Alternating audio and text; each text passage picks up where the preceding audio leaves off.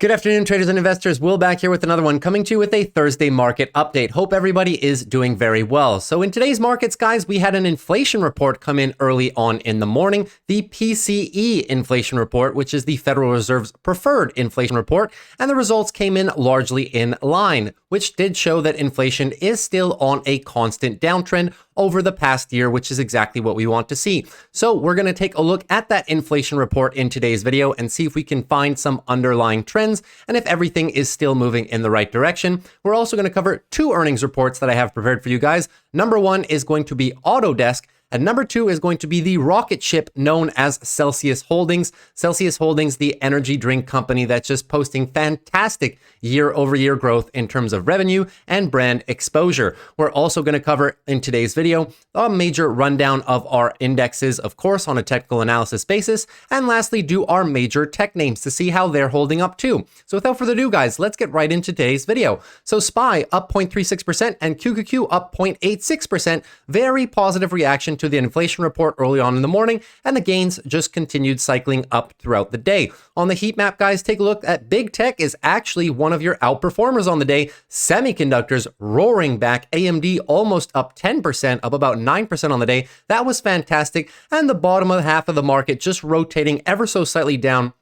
Keep an eye on Big Tech here, guys. Big Tech, for the majority of the week, was rotating down, and the rest of the bottom half of the market was either flat or slightly up. So we had some good rotation, and now the tables have flipped. It's now Big Tech's turn to rally a little bit, while the rest of the market takes a little bit of a deserved breather. So very good market rotation on the week. Bulls still in absolute full control. On the one-day relative, you can see that even better here. Most of your indexes up in the green, except for a few losses in consumer healthcare and consumer defensives, and healthcare. Healthcare taking a much deserved breather after rallying very hard over the last 2-3 weeks, now just rotating ever so slightly downwards. So what happened with that inflation report, guys? Let's take a quick look at that right away. So key Fed inflation measure rose 0.4% in January as expected, up 2.8% from a year ago. So this is actually one of your better reads as a whole. Take a look at this graph. You'll see the evolution of the PCE inflation data on a quarter-over-quarter basis, and you can see that as of the most recent month as well, January 2024, coming in with one of the lowest readings here, guys, at about 2.4%. Very, very good when you measure this on an annualized year-over-year basis. You can see the clear downtrend of inflation moving in the right direction. So this report coming in line just reiterates the fact that inflation is still on a consistent downtrend. The PCE price index, excluding food and energy, increased 0.4% for the month and 2.8% for a year ago. Headline PCE, including the volatile food and energy categories, increased 0.3% monthly and 2.4% on a 12-month basis. That is very, very good, guys, in terms of headline inflation numbers, all the way down into the mid 2% range. It's exactly what you want to see, almost at the Fed's target of 2%. We also had some jobless claims. Initial jobless claims totaled 215K for the week, up 13,000 from the previous period and more than the 210,000 job estimate. So that's not too bad, guys. Shows that the labor market is still tight. We're really not getting any outsized reads to the negative, meaning we're not getting too many jobless claims, and that is very healthy for the economy. Most of this is relatively in line. So inflation's coming down, jobs market is still strong, GDP numbers that came out yesterday are still strong. Everything, guys, going in the right direction. Inflation rose in line with expectations in January, according to an important gauge that the Federal Reserve uses as it deliberates cutting interest rates, talking about the PCE report, of course.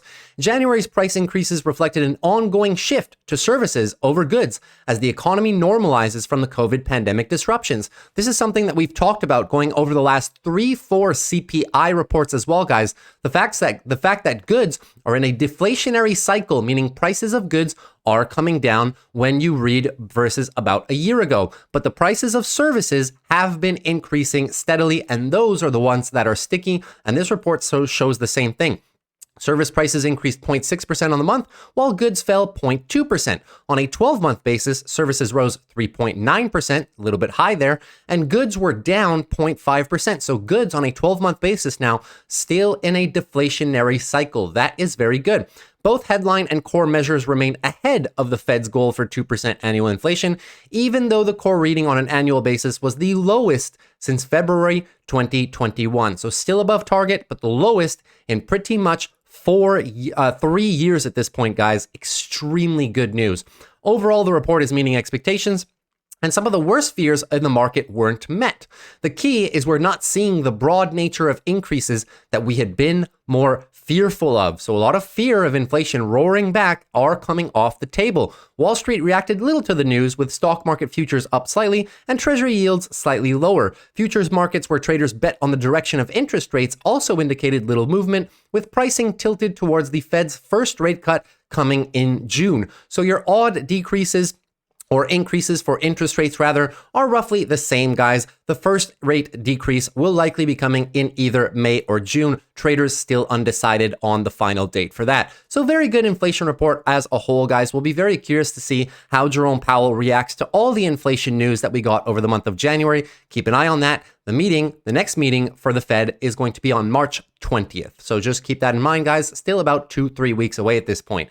And with that out of the way, let's start covering our earnings right away. And we're going to start it off with a bang. Start it off with AUTODESK. So AUTODESK in the after hours, guys, up 10%. And I really love this company. It's a very solid company, guys. Nothing flashy to say about the company. They just had a double beat and a fairly decent guidance as well. So you see here that they beat on EPS by about 7.23% and they beat on revenue by about 2.61%. This company has never had a significant problem with earnings increases or revenue increases. Take a look at these graphs right here. We can see very consistent EPS growth over the last few years and moving into the next 4 years as well. And in terms of revenue, we also have a steady increase here in revenue. The company runs a subscription model, so you don't have to buy their products once, you just buy them on a yearly recurring basis. So very, very good price increase by AUTODESK right here. If you don't know what the company does, they do software for 3D design, more specifically for commercial applications. So take a look at their website right here. You'll see that they do a number of things. So they have 3 main products. Number 1 is going to be a software design studio for architecture, engineering, and construction. It allows you to develop plans and models, what you want potentially a little neighborhood to look like and stuff like that. So this is very big for architecture and engineering firms when they're looking to design urban layouts or buildings specifically. Then you have another product which is known as their product design and manufacturing software. So it helps you 3D design new products. You can see they have a beautiful bicycle up here, but it's also in terms of application for production, right? Means of production. So whenever you want to design a production line in terms of your machinery and whatnot, AUTODESK can help you design that as well. So that's their design and manufacturing unit for products pretty much. And then they have a third division, which is known as their media and entertainment. This is 2D and 3D graphic design solutions for the media and entertainment division. Obviously, this is, well, 3D graphic design when you're looking to make animated characters and stuff like that. So can be used for either, movies or TV shows and stuff of the like, all in terms of your visual effects suite. So they really have a broad product offering, and I like this company a lot. They're known as one of the industry leaders in what they do, especially, guys, in their commercial divisions for product design and architecture and engineering. So very, very nice suite of products as a whole. A couple other little headlines here. Company has a very low amount of debt. They have extremely high profit margins. So let's take a quick look at some of their financials here. You can see that in terms of the debt that they have on hand, not that much debt in relation to the money that they do bring in. And we'll take a look at that further on in their financials. But you can see coming into the year, they had about, $2 billion in cash and cash equivalents and only about $2.6 billion in debt. So debt has never been a problem for the company. Decent free cash flow as well. I exited that chart a bit too soon, but you can see on a yearly basis, the middle blue line right here in teal is their free cash flow, usually bringing in between $1.5-2 billion of free cash flow per year. So that's very, very good for them, not a problem for them. And they do consistent share buybacks as well. Take a look, guys, at their overall share count. Their overall share count over the past 10-13 years has been netly down. So using a lot of that free cash flow to buy back shares. So no problems of dilution in this company. Now, before we get into the valuation, let's take a little quick look at some of their headlines. So they had a double beat and then raised on guidance. So let's take a look at some of their guidance as we just went over revenue and their EPS beat. Revenue guidance for Q1, $1.39 billion at the midpoint, roughly in line with what analysts are expecting. So their guidance in line. Management revenue guidance for the upcoming full year of 2025 is $6.04 billion at the midpoint, beating the estimates by about 1% and implying about 10% growth versus 2024. 2024. So decent guidance coming in line with what Wall Street was already expecting. Now let's take a look at some of their investor slides, then we'll get into their financial statements. Very, very solid company, guys. Not too much to say about this business at all. They're just doing what they do extremely well. Great margins, great free cash flow, and low debt. What more can you want for a company, right? Fiscal year 2024, $5.2 billion in remaining outstanding billings. You can see that is roughly still 1 year's worth of revenue that they have in the pipeline for future sales. Their total revenue came in at about $5.5 billion for the year, which was a record year for them. Last year was about $5 billion, so they did increase it by about 10%. $1.3 billion free cash flow, which is roughly in line with what they post on in previous years. You can see that down here. They did a great job of compiling a chart of Autodesk's free cash flow. So, it's not too consistent. You have a few quarters here which are outliers, but for the most part, the company is moving up and to the right into the right direction. So very, very good. And 36% non-GAAP operating margin, very good. Now here's their fiscal year 24 revenue mix by product family. So these are all the product suites that we talked about prior, these three elements right here. And you can see that for the most part, all of them are relatively nicely up, right? About 13% year over year, all the way 9, 8, and 5%. Very, very decent. And across all segments of the market as well. Europe, Middle East, and Americas, the Americas and Asian Pacific markets have all been performing fairly well. In terms of their outlook, you can see that there's your guidance for Q1 of 2025. We already went over this. It's largely going to be in line. For the full year 2025, we can see here that their billings are going to be up 12 to about 15%. So once again, still going to have about 1 year's worth of revenue in the future 1 year moving forward. That's very good. Revenue in millions up about 9 to 11% here. So that's very good revenue growth. Still standard for what the company does. Company usually does, even through 2027, guys, revenue growth about 9, 10%. And the EPS growth, it's where it's really at, bringing more money to the bottom line here, 17% for them. So very, very decent guidance for them. And once again, they're guiding for free cash flow next year in about the standard range, about $1.5 billion. So that is very, very good, guys.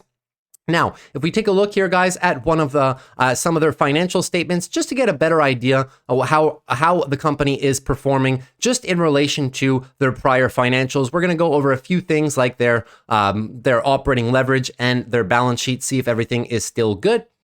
So here's a few notable points from their earnings report directly. So we have a few comments from the CEO here in terms of their ability to continue to generate positive revenue and continue to attack the segment of the market which they operate best in. We can already generate 3D representations from images 10 times faster and with vastly higher quality than currently available 3D AI. So they've been doing a number of investments into AI, which lets them, namely, if you take two pictures and want to render a 3D model from the picture, let's say you take two pictures of me from two different angles, their model will actually design a 3D replication of a person like me in real time and is highly accurate and seems to be well loved by the 3D animation community.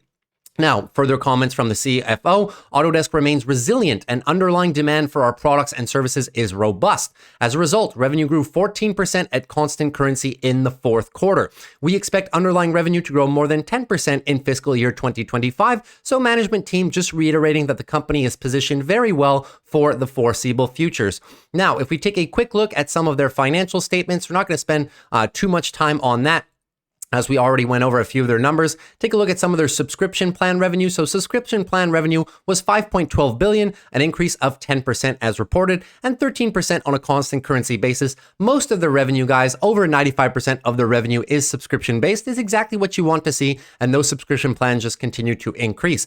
The total amount of subscribers also went up. So not only is the company's pricing revenue going up because they increase prices every year on their products, but they're actually gaining more users. So take a look at this. Total subscription increased approximately 785,000 from the end of 2023 to 7.53 million at the end of fiscal 2024. So approximately a over 10% increase in total number of subscribers for their products. That is very, very good as a whole, guys. Nothing bad to say about the company. Now, if we take a look at some of their numbers as well, let me get those for you. We're going to see how robust this company is in terms of not only their profit margins, but also in terms of their balance sheet. The fact that the company does not operate with a lot of debt on their balance sheet. So here's your income statement from the company. It paints a very good picture of where they're at. We can see that increase of total net revenue by about 10%, which is very good. Now, their gross profit margin is extremely high. So the revenue minus the cost of goods sold is extremely high, guys. One of the highest that I've seen for a software as a service business. We're talking about almost 91% gross profit margin. Now, where they lose a bit of that margin is in their operating expenses. We're talking about marketing and sales, research and development, and your G&A, general and administrative expenses. We can see that those are only up about 9% on a year-over-year basis. So still revenue outpacing our operating expenses as a whole, which is exactly what you want to see. Company growing revenue faster than it's growing some of its miscellaneous expenses. Very, very good. It gives them a total net margin down here of about 16.4% on a yearly basis. Last year was a bit better at about 18.1% total net margin. But if you take a look down here, guys, that's usually in line with what they've been delivering here over the past year. 2022 about 16%, and this year has been a lot more consistent for them. In the past 5 quarters, you can see this right here. Net margins always usually ranging between 15 and about 20%. So that is really in line with expectations. Would want to see the company continuously deliver 15, 20% margins for them to remain healthy. Now, in terms of their balance sheet, so how much cash and how much debt do they have? We can see this updated figure right here. They're running about $2.2 billion in cash and investments on hand that they can use to pay down debt. And in terms of their debt as a whole, guys, you can see right here that they only have about $2.5, $2.6 billion in debt. So very, very close, guys. They have $2.2 billion in cash, $2.6 billion in total debt, which really sets them up in a beautiful financial position, not too much debt whatsoever. And if you take a look, guys, as well, one of the last figures I wanted to show you is their stock-based compensation. Stock-based compensation is not that much as a whole, guys. $703 million, not that much, about 12.7% of total revenue. And as you can see down here as well, they buy back a lot more than they pretty much give to employees for compensation. So you can see it is a net burn of shares. They bought back about almost 800 million in shares, and they only issued about 700 million. So really contributes to bringing this total shares outstanding slowly and slowly lower, which is very good for the company. So really everything working positively for the company as a whole. I believe I do have one last figure down here for the free cash flow. So free cash flow, as you can see right here, guys, is on a fiscal ended basis, about that same number we were just saying before. So about 1.3 billion, down from 2 billion last year, but still a respectable number in line with previous expectations. Now, in terms of the valuation, guys, I really like this company. I was talking about the breakout retest trade for a while now.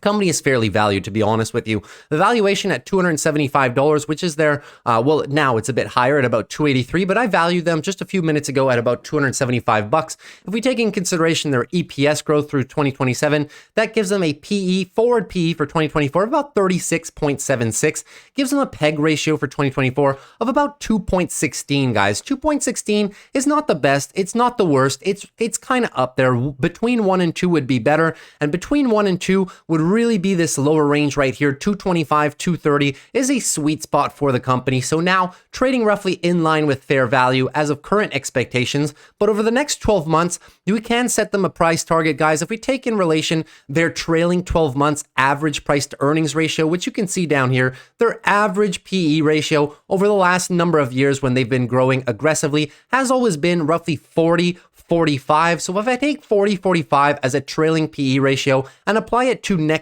year, we get a price target here at a 45 PE of about $340, which puts them back at the all-time high. Still from current levels, guys, that does represent some decent gains of about 17%. And there are a few analysts as well. Tomorrow we might get some price increases, but the top end of the analyst targets right now are about at 310. I expect with the beat and raise tomorrow that a few analysts should be pricing them more towards a 320 to 340 range. Would not be opposed to seeing this stock hitting all-time highs because the financials do actually support that through 2025. So very decent earnings from the company. I like them a lot. If ever this company were to revisit our pre-earnings prices with this new information, I would most likely be making a lot more plays down here for short puts around the 250, 260 area. Seems to be some very good value for this company, which is growing well, has decent margins, buys back shares, nothing bad to say about the company. Now let's tackle the absolute rocket ship that is CELH. So CELH on the day, up 20.5%. Look at this massive breakout candle. And I hope everybody was able to pick up at least a few Celsius Holdings shares when I was calling for the buy zone between $48 and $50. It touched there for a long time. It was stuck in that period. And the growth of the company just continues to surprise from this area. If you were to have acquired some shares back there, you would already be up about 61% after today's earnings. So very, very solid report from them.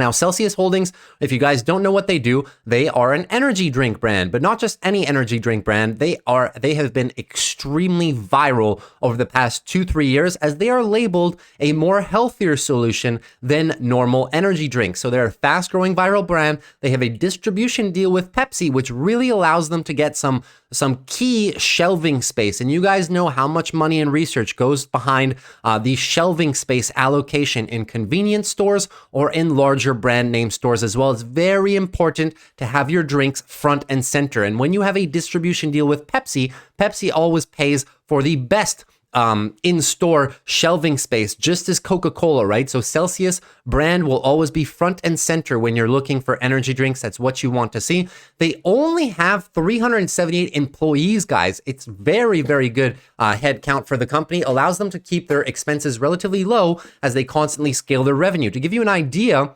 Monster Beverage has about 5,000 plus employees. Red Bull has about 17,500 employees. The market cap of this company right now is about 19-20 billion. Monster is 3 times bigger than them, but look, they have over 10 times the amount of employees. Red Bull's market cap is roughly, it's a private company, so it's tough to estimate, but it is roughly between 80 and 90 billion dollars in terms of their market cap. And look how many employees they have. So Celsius Holdings, extremely efficient company in that respect, very good capital management.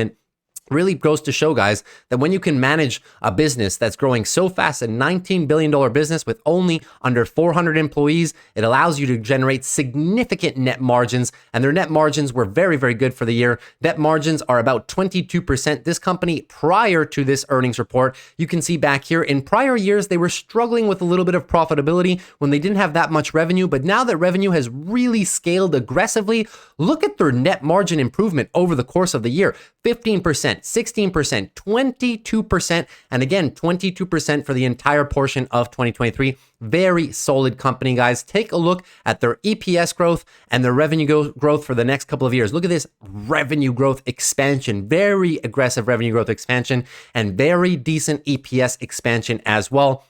So very good in terms of their most recent earnings report. What happened on the actual earnings report? Well, they had a double beat, guys. Beat on revenue on EPS by about 8% to the upside. Very decent beat. And revenue beat by roughly about 5% as well. So everything moving in the right direction for the company. Now, is the growth sustainable? So for that, we have to look at their financial statements. So let's take a quick look at their earnings report together.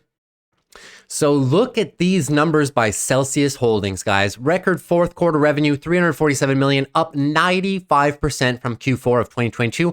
The full year revenue up to $1.3 billion. That is up 102% from the $654 million reported in 2022.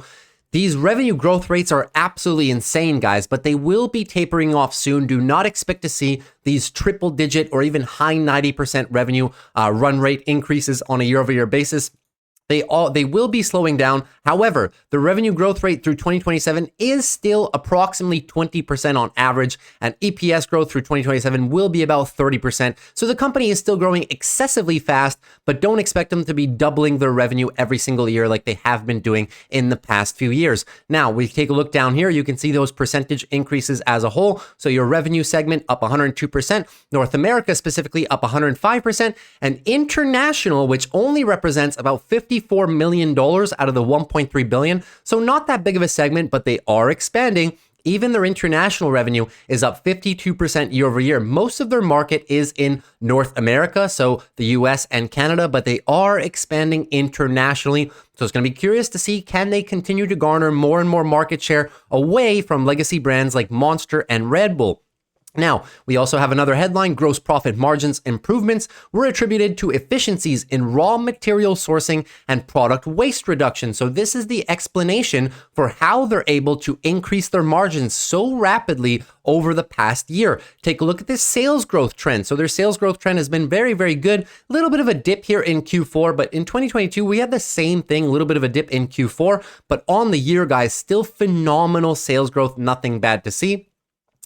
In terms of further headlines for the company, let me see if I can make this one a little bit bigger for you guys. Apologies for that.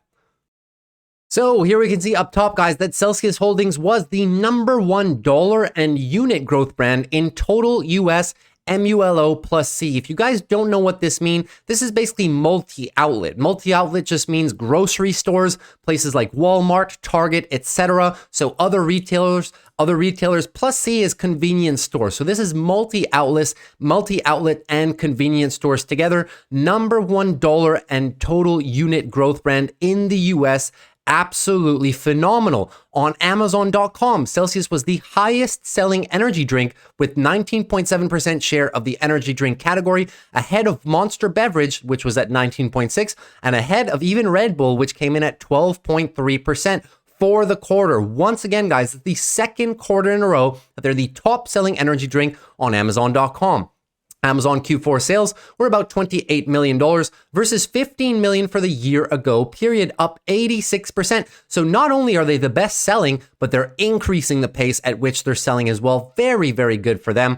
In terms of other data, right? So in terms of your multi-outlet and convenience stores, Celsius is the #3 energy drink in the US total. So #1 in terms of growth for the year, but in total, they're still #3 energy drink in the US with a 10.5% market share, more than doubling its 4.9% share in the same time period last year. Growing aggressively, taking market share away from these legacy brands, Monster and Red Bull. Very, very good. And you can see a few of their partnerships that they do highlight. They are partnered with the F1 Ferrari team, so that gives them some very good exposure. They're partnered with the UFC as well, and a few sports ventures as well, talking about the MLS soccer and notably advertising a lot for football games too. So really doing a great job, guys, of reinvesting those profits into more and more brand awareness for the company. Now, if we take a look at some of their financial headlines, what I did want to show you guys is that the company is sitting extremely pretty in terms of their balance sheet. So this company never had a lot of debt. They actually have no debt as a whole, guys. Take a look. I'll show you on the graphical chart that they were coming into the year with no debt whatsoever, about $1 million in debt from 2022 and about $700 million in cash and cash equivalents. Over the quarters this year, they've just continued to grow this amount of cash that they have on hand and still maintaining a very, very low amount of debt as a whole. So just to show you guys, in their balance sheet, they really have no debt whatsoever. Cash and cash equivalents for the year ended up to about $756 million. And in terms of their debt, guys, they have absolutely none. Just a few little lease liability obligations that they have to pay, about $1 million. So nothing whatsoever, pure cash for the company. So hopefully they might start using some of that cash that they have on hand for a little bit of share buybacks. Obviously, it's not a tremendous amount, but as they increase profits and increase free cash flow, we would like to see the share count go down. So here's your shares outstanding for the past 13 years. Well, they've only been public pretty much since that point as well. So Celsius Holdings, you can see that they were raising capital through the issuance of shares. This company has never been a fan of raising capital through debt. They did it through share dilution, but it's nice to see now that the company has scaled and is now profitable. Look at the share count really peaking in late 2021. It's been relatively flat for the past 2 years as they've really been ramping up the business hard. So you could potentially expect this amount of shares outstanding to be going down in the next couple of years as they mature, as they start generating more free cash flow from those high net margins and start buying back a little bit of shares. So no red flags there whatsoever. Very solid balance sheet as a whole. Taking a look at their income statement, guys, just to show you the significant progress that they've been making in terms of controlling their expenses. So here is your revenue for the year. We can see that this is pretty much your double in revenue. However, the cost of revenue, although the revenue is up about 102%, The cost of goods sold is only up about 79%. So revenue far outpacing the rate of growth of their costs. So very, very good company benefiting from extremely positive operating leverage. And look what they did with their selling, general and administrative expenses. You would expect with such a large increase in revenues that maybe they spend a bit more money in terms of promotion, marketing and sales. That's actually not the case. They spent less money in 2023 than they did in 2022. And this is one of your reasons that your net income was significantly higher on the year. So they've been doing a great job of not ballooning your selling and administrative expenses while growing the company. It gives them a net income on the quarter for the past 3 months of about 19.5%, which is well above their standard that they were operating at in the last 2 years. And the year as a whole, guys, their best year in terms of profitability, 22%. So if this company can maintain anywhere between 15 to 25% net margins, that would be extremely good for the company here, guys. That would be industry standard. If we take a look at Monster, unfortunately, we don't have Red Bulls because they're a private company, but Monster Beverage usually has been operating in the past few years at roughly, 20-25% net margins. So very curious to see if Celsius Holdings can maintain those net margins as well. Very, very solid earnings report for the company as a whole. No red flags in their financial statement. Everything's going the right direction. They've maintained expenses low while growing revenue. They have no debt whatsoever. And the company just maintains this revenue growth pace, which is extremely bullish. Now, moving on to their valuation here, guys. At their valuation of $81. Now, I really like this company back when it was trading about 50. At that point, it was undervalued given their current expectations, but now the valuation is relatively fair. I wouldn't be surprised to see this stock go all the way up to about $100. The price increase could be well warranted, and at that point, it would only put their market cap at about $20 billion, still only about a third of Monster and about a fourth of Red Bull. So it wouldn't be too surprising to see it go all the way up to $100. Off of the hype and momentum alone. But the financials, the valuation right now is relatively fair. With their EPS growth, it gives them a 2024 PE of about 81, which is high, but keep in mind they are growing EPS at 30% per year. So when we put these things on a common denominator, it gives them a 2024 PEG ratio of about 2.7. A little bit high. That's why I say I preferred buying the company. It was a lot better value down here at the $51 mark.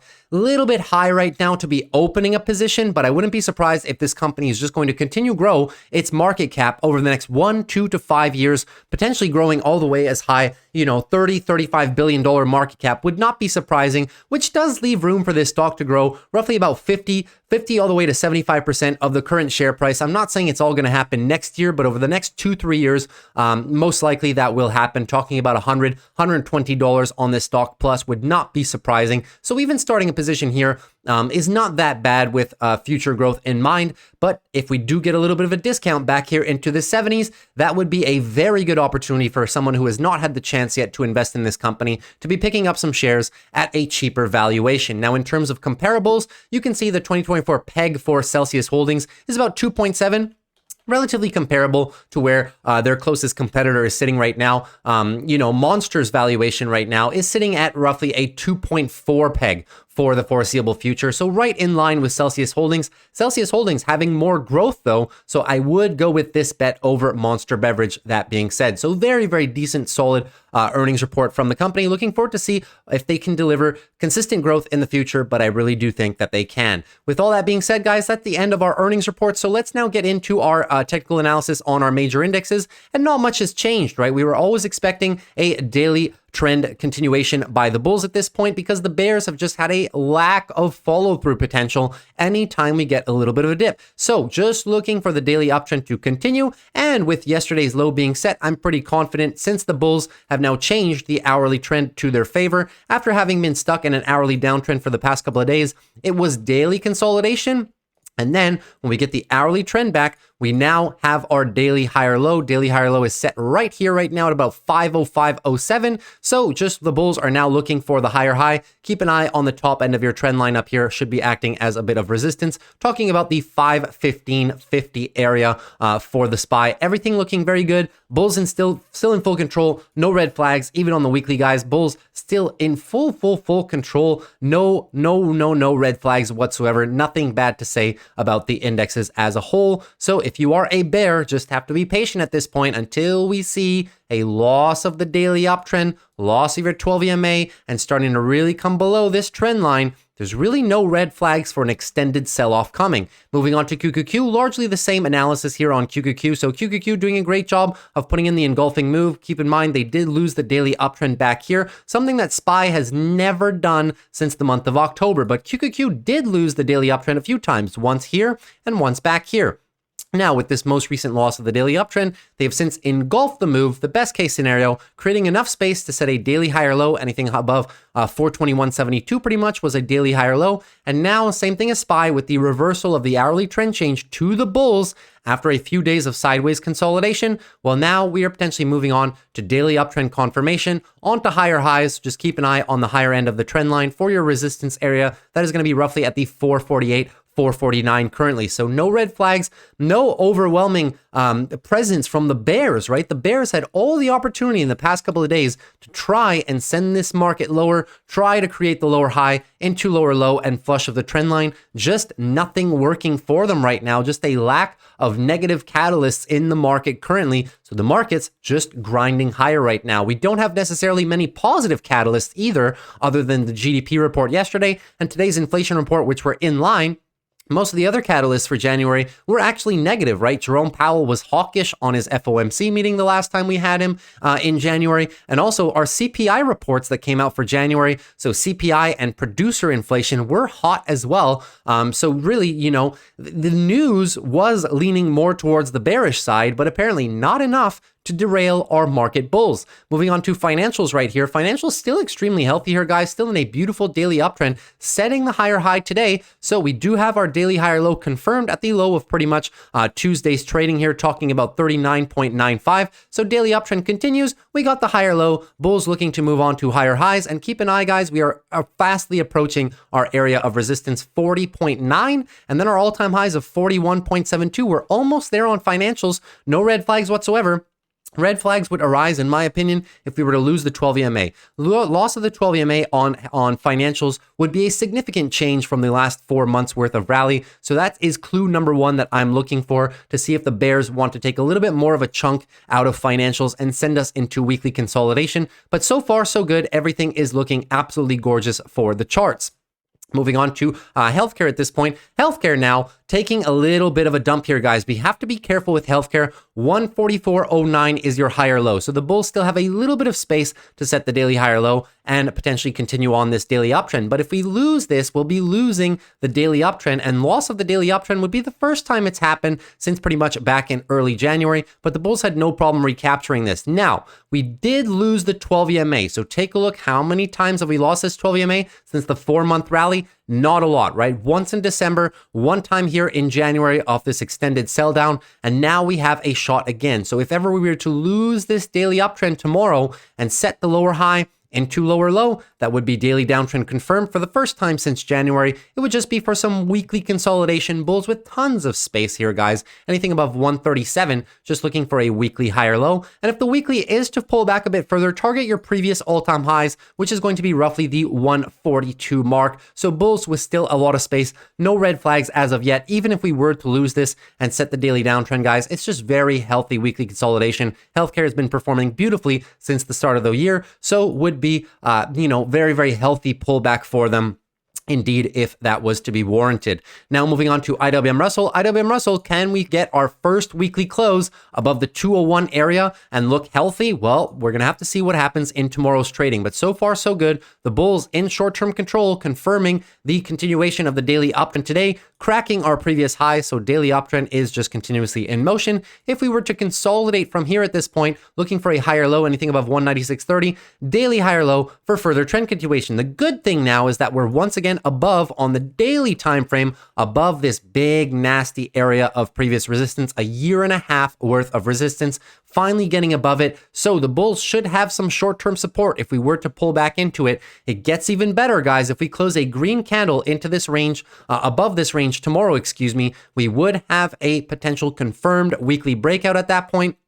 And at that point, guys, your upside targets remain about 211, 212. It would be nice to see the bulls pull up into the 212 region and potentially come back and sit on this whole resistance area, right? Use it as support and then potentially muster a rally into the later part of the year when we have some more confirmation as to the rate cycle decrease starting by the Fed. So far so good. Russell putting in some good work today. Remains to be seen. Can they close the weekly bullish tomorrow? Going to be crucial for them to do that. And now lastly, our Dow Jones. Dow Jones still just puttering around here at the top. So the bulls never really lost control of anything at this point. 12 EMA is going to be your guide once again. Lose the 12 EMA, have to take notice. But then again, the bears do have to set a daily downtrend for it to be extremely different than the last 4 months. You can see never having lost the daily uptrend. Bears never confirming a daily downtrend in the past 4 months on the Dow Jones. Bulls still remain in full control, rejecting nicely from our area of confluence. We were talking about this, 38,800. Previous resistance, now horizontal support, and we do have the 12 EMA, this yellow line moving average,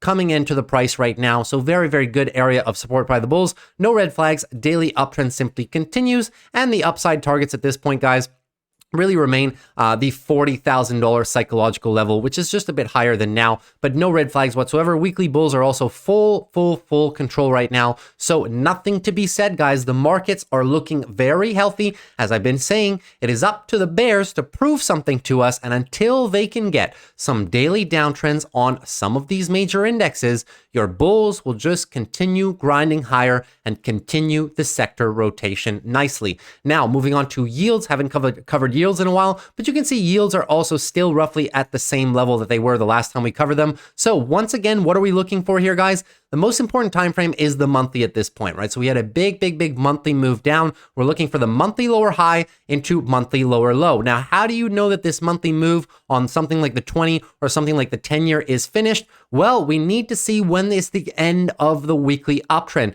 And the weekly uptrend is potentially starting to roll over already. How do you know when the weekly uptrend is finished? Well, when this daily uptrend reverts into a daily downtrend. You see they had the daily uptrend going here. Now, almost setting the daily downtrend, that would be a break on the 20-year of about 4.47, but the technical analysis remains the same if you're on the 10-year as well. Looks roughly the same. If we get that break to the downside, daily downtrend confirmed, it means that your weekly move higher is finished, and we could be expecting this to be your monthly lower high for monthly lower low continuation through the rest of the year of 2024, as rates will be coming down. So I really think, guys, that we're approaching the end of this most recent increase in yields. And I do believe that for the month of March and April, as we get closer and closer to those rate cuts, guys, these should continue trending down. And today's inflation report really contributed nicely to that overall movement to the downside. Now let's move on to crypto. Crypto, guys, absolutely ridiculous on Bitcoin. Where's the next area of resistance, guys, for Bitcoin? All-time highs, right? $69,000 is the next area of resistance. Bulls in full control right now. Beautiful daily uptrend. Any pullback right now, just going to be looking for a daily higher low, anything above 50,000, 50,500-ish.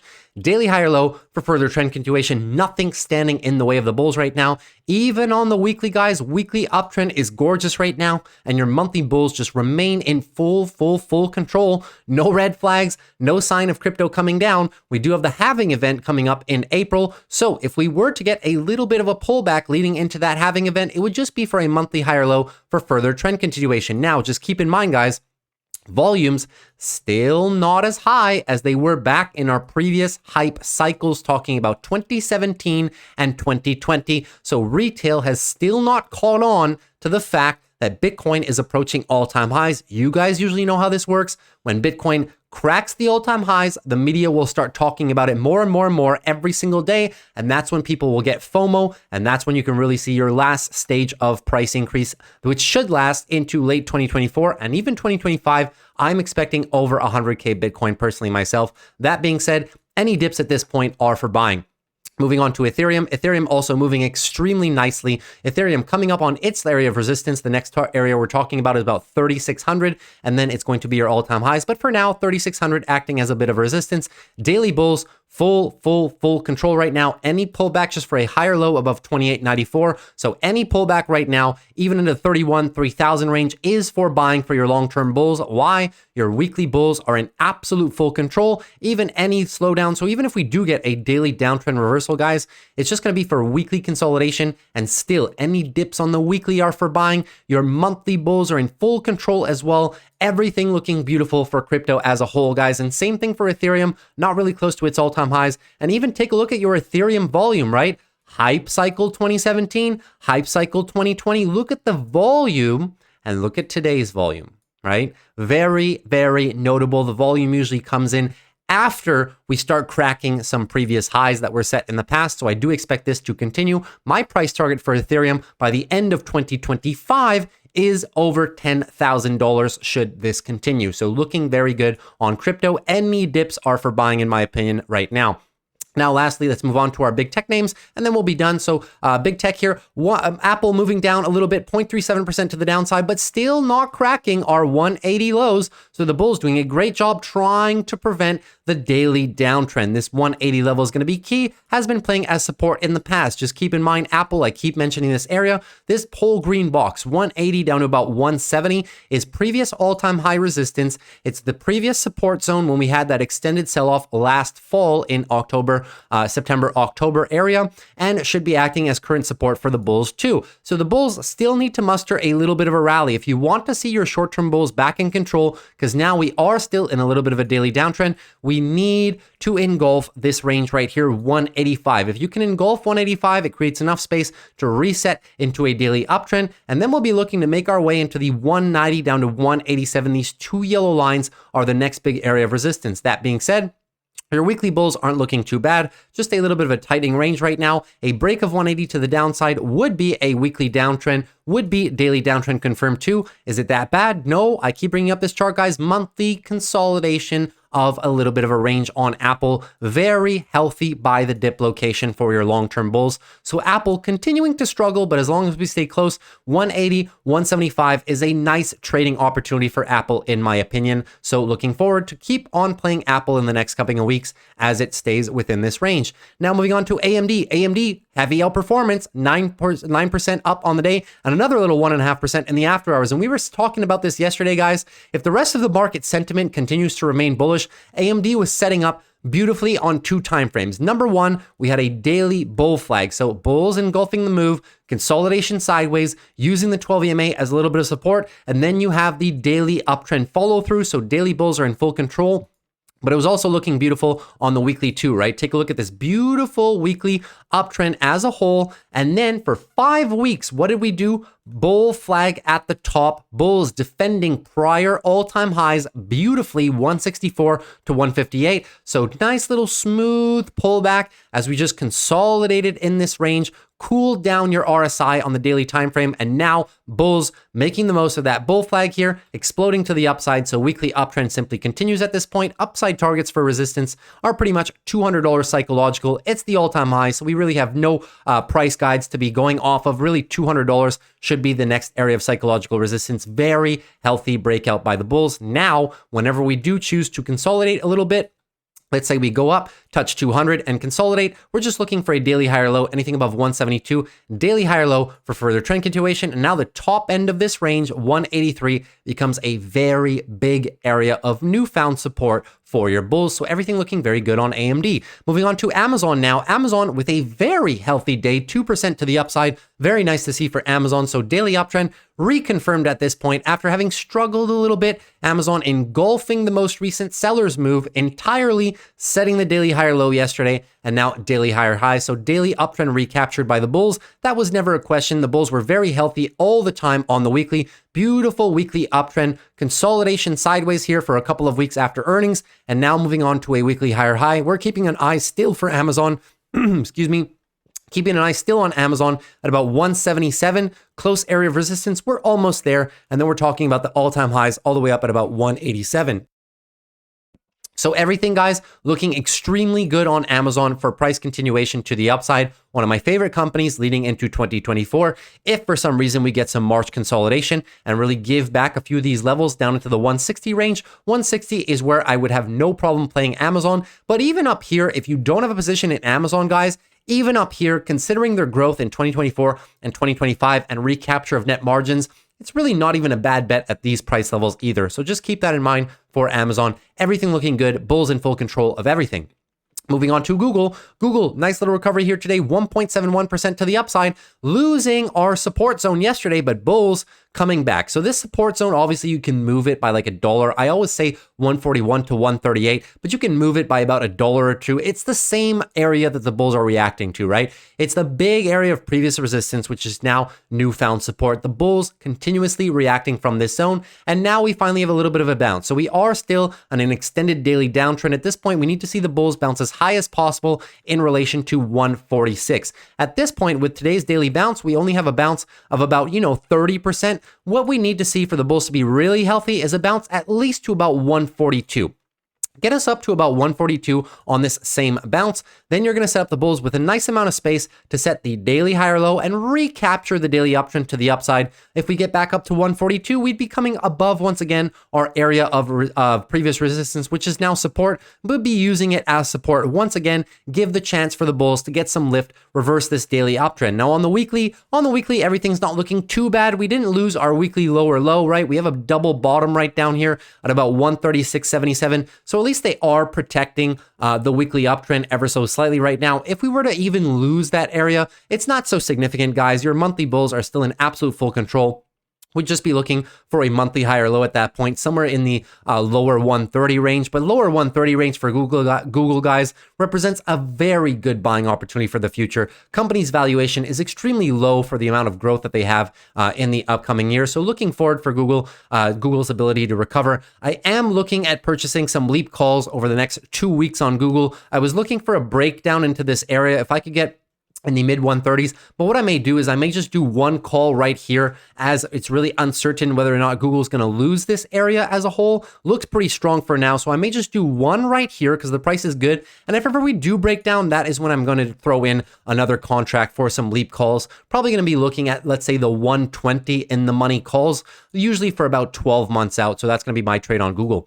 Now moving on to Meta. Meta looking very good, 1.26% to the upside, still in this massive area of consolidation, right? Still not able to really break out in a significant fashion, but it looks like it's coming, guys. Tightening range like this at the top, usually a bullish formation for breakout. If the breakout happens, keep in mind your first target is 500 area of psychological resistance. Everything looking very good on Meta. For ever which reason, guys, we lose this daily uptrend and go into a little bit of a daily downtrend, it would just be healthy weekly consolidation. And Meta has tons of space, guys. Anything above 341, just looking for a weekly higher low for further trend continuation. Their PEG ratio, even at these prices, guys, I did this valuation when it was back at about $470, so the price hasn't changed much. Their valuation is really attractive, even at these all-time high levels. So everything working in the right direction for Meta, looking very good. The bias for this break is bullish, guys, just because monthly bulls in full control, weekly bulls in full control. So until the overall markets fall, we would be expecting Meta to actually break this bullish to the upside. So continuation likely to follow. Now, Microsoft looking good as well, 1.45% to the upside. Microsoft, quick little recap here. So Microsoft lost the daily uptrend back here and now quickly trying to recapture that. So you see the importance, guys, of the size of a bounce in relation to a most recent negative move. So daily downtrend, engulfing move by the bulls, it gives them enough space to set a daily higher low in relation to this low right here, and then start to make an attempt to change that trend back to the bulls. That's exactly what's happening for Microsoft. If they break 415.30, daily uptrend resumes, and at that point, your weekly higher low is set right down here at about 398, and we're just looking for it to move higher to further and further upside targets. Upside targets right now do remain about $450 is going to be your psychological area of resistance. So everything looking good on Microsoft. If for ever which reason the markets fall off a cliff in the next coming weeks, and we revert to further and further daily downtrends, it would just be continued weekly consolidation for Microsoft. And you guys know me, I'm looking to play Microsoft more in the range of about 385. So looking good on Microsoft, all things considered. Now moving down to Netflix. Netflix up about $603. So Netflix just continuing to grind ever so slightly higher, right? So daily uptrend is very nice at this point in time. Daily higher low, still just looking, any pullback at this point going to be for a daily higher low, anything above 568, just looking for that daily higher low for further trend continuation. One good thing about Netflix is that now we're clearly above our big area. 575 was a huge zone in the past, 2020, 2021. Our next area of resistance is now going to be 620. So if we do pull back, guys, this yellow line right here, very solid area of support now that we're consistently above it. Next targets, as I said, 620, and then our all-time highs, 695. No red flags on Netflix. Weekly still looking fantastic for this company. And the valuation is not that bad. Subscriber growth is good. Net margins are good. Everything moving in the right direction. Netflix, for me, only becomes a buy if the rest of the market sells off. If we're able to get back under this area for every which reason over the next 3-4 weeks at this point, guys, I'm looking for 530, 520 to be playing some short puts on Netflix. At the current valuation, even though it's good, I still personally want a little bit more of a discount. So everything looking very solid on Netflix, no red flags whatsoever. Now moving on to NVIDIA. NVIDIA just consolidating sideways, so very interesting to see NVIDIA only up 2% when AMD has such a phenomenal 9% day. But as a whole, can't complain, guys.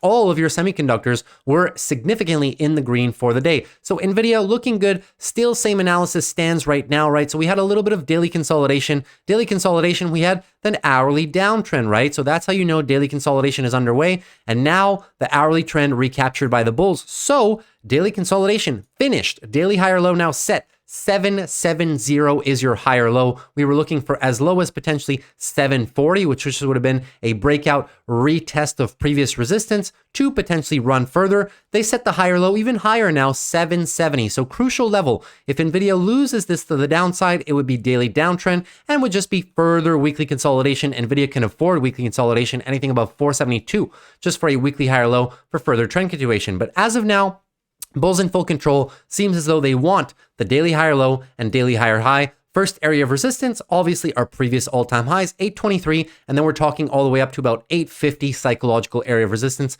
No red flags on NVIDIA, short-term hourly bulls regaining momentum now. So the bulls just continue with full control, monthly control, weekly control, and full daily control until we see a meaningful loss of the daily uptrend. Your bulls are still in full control. We will not be into weekly consolidation just yet. And now a couple last ones here. Tesla. So Tesla not looking bad on the day. Tesla down about 0.08%, relatively flat. We're still looking for the continued expansion of this daily uptrend right now. So can they continue it into next week? I would like to personally see them rally into the next leg up here, about 212, really start filling this post earnings gap fill area. And on the weekly, guys, we need this daily bounce to continue. I keep saying this. We need it to continue to at least 220, which is a 50% retracement of this entire move down. Up 50% would create a decent amount of space to set a weekly higher low and weekly higher high. Reversal of this nasty weekly downtrend we've been stuck in pretty much for the last 6 months, right?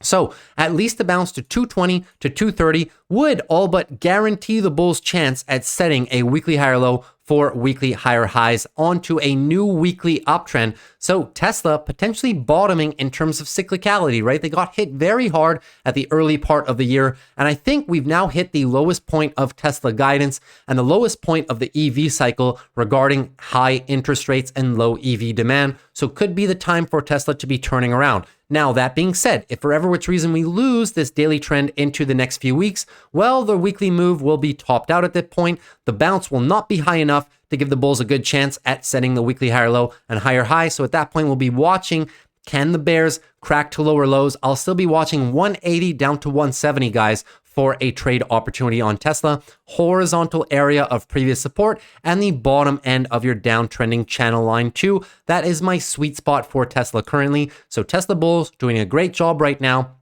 but not yet out of the woods. Now our two last ones, Palantir with a heck of a recovery, guys, over the course of the week. So daily downtrend was started by the bears, which was leading us to believe that we may come down and touch our $21 to about $20 area of previous support. These two yellow lines right here didn't quite make it down, right? It was also previous 52-week highs up here. Didn't quite make it down before the bulls able to recapture now most of this daily move down, right? So we're still looking out for either the V-shaped recovery or the two-step recovery. One thing's for sure, this bounce is extremely good. We're talking almost a 100% bounce from this daily downswing. So the bulls have now created a ton of space whenever we pull back to set the daily higher low onto daily higher highs. And if that happens, guys, your weekly move down is finished and we're looking on for a weekly continuation to the upside. Keep in mind your long-term bulls are in full control. It is now a monthly uptrend. It has always been a weekly uptrend ever since we got that post-earnings result. So now future price targets to the upside, if we do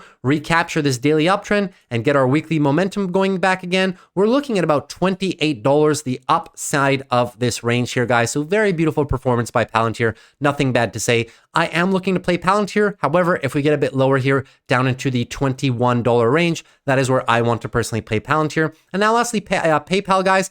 PayPal making an attempt at cracking the downtrending trend line, right? So this downtrending channel line that I've been complaining about for the foreseeable last few weeks, right?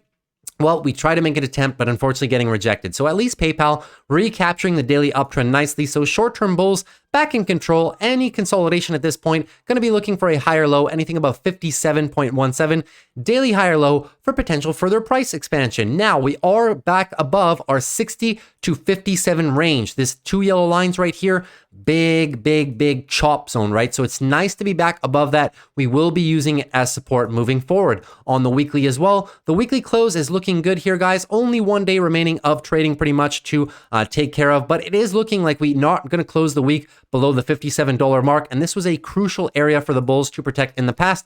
Nice to see that we're finally protecting this weekly uptrend, right? Triple, quadruple bottom in this area, not losing it. And now the bulls putting in some momentum. Need to see them crack. The next step for them to do is to crack this downtrending channel line. The downtrending channel line on the weekly, as I said, guys, is about roughly the $62 range. So next week, if we can pull up into the 62, 63 breakout, retest this zone, that's when I believe the true momentum for PayPal will be starting. But nice to see at least that we're above our area. And to the downside, guys, I'm looking to buy PayPal. Anything below 57 is where I personally start writing some short puts on the stock once again. Everything looking very healthy for the company. Can't wait to see if this is finally going to be PayPal's year to break out to the upside. So hopefully all that information was helpful, guys. If it was, consider dropping a like on the channel. That's how I know that the information was good for you and that you might have learned something. So consider dropping a like, really helps me out. And also consider subscribing to the channel if you're new, guys. Almost 800 subscribers, guys. The channel has grown very well in the past year. I will be starting to do some more short form content on other platforms to try and increase channel growth as well. So looking forward to all these new things in the future. Consider subscribing to the channel if you want to. We do these videos Monday through Friday, do earnings recaps and the like. And obviously, guys, if ever you have any questions whatsoever, always feel free to drop them down below in the comments, and I'll usually get back to you within the first 24 hours. So once again, it's been a lot of fun. Let's wrap up the week of trading in a beautiful fashion. I will see you guys tomorrow after the close. Tomorrow, what we're going to be doing for earnings, guys, we're probably going to be covering Zscaler that happened today and one other that happened this week that we didn't get time to go around. I'm hesitating between either Unity or Berkshire Hathaway. If we have time, we might do both, but I'd be very curious to see what is Warren Buffett doing with his massive cash pile. So we'll take a look at that tomorrow after the close. So take care, guys. See you tomorrow. Peace.